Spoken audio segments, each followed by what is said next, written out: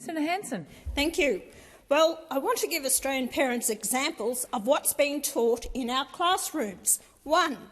You can't tell if someone is a boy or a girl by looking at their genitals. You can be a boy but feel like a girl inside. You are assigned male or female at birth, but this can change. Some people feel they did not get a good match with their body parts, and they don't want to be called a boy or a girl. These are just a few examples of the perverse rubbish our children and grandchildren, in some cases as young as 4 years old, are being taught in our schools across Australia. This is ideological indoctrination, not science, not truth. Yeah. As a grandmother myself, I know this is causing untold damage to our kids. I'm raising this issue because I'm immensely concerned our children's health and well-being is being sacrificed for a vicious, hateful ideology trying to make human beings into its own deviant image. I'm raising it to bring awareness to parents. My 7-year-old grandson recently came home from school and asked his mother, "Where's your penis?" "What do you mean?" she asked, reminding him that she is female and females do not have a penis. My grandson then asked his mother, where is his vagina was. Troubled, my daughter asked him where these questions were coming from and why. So she asked him. "From school," he said.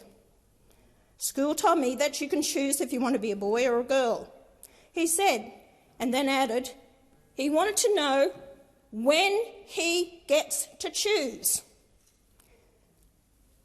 Let's think of that for a second.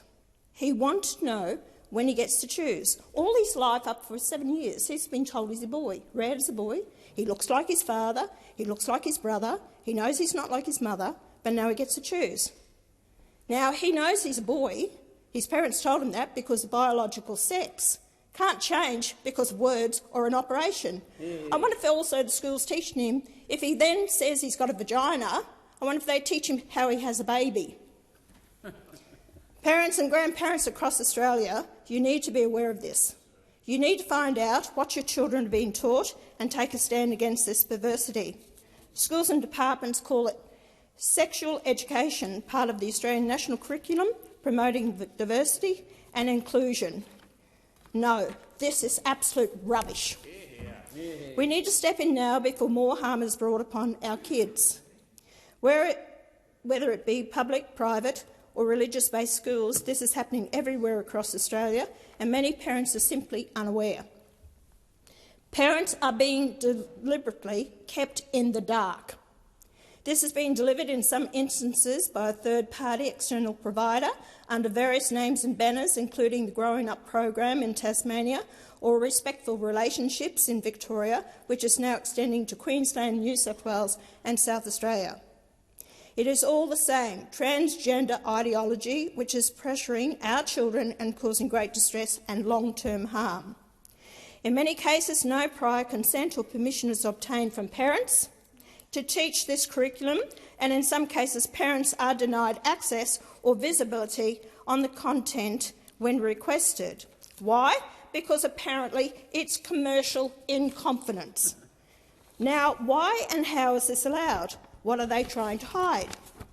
Parents have a right to know what is being taught to their children, and under no circumstances should this be withheld or children told to keep it a secret from their parents. That's exactly what pedophiles tell their victims. Schools do not have this right. Our schools are being perverted into turning our kids into fodder for gender clinics where they're drugged and butchered. Parents are being backed into a corner and having to resort to school shopping in the hope of finding a principal who is willing to intervene and stop this deviancy. Unfortunately, there are few and far between. More and more parents have lost faith, trust and confidence in the educational system and are turning to homeschooling as they have no other option. In Queensland alone, homeschooling increased by 229% from 2009 to 2014. Senator Hanson, the time for this item has expired and we will now move to 2-minute statements, and I call Senator Bragg.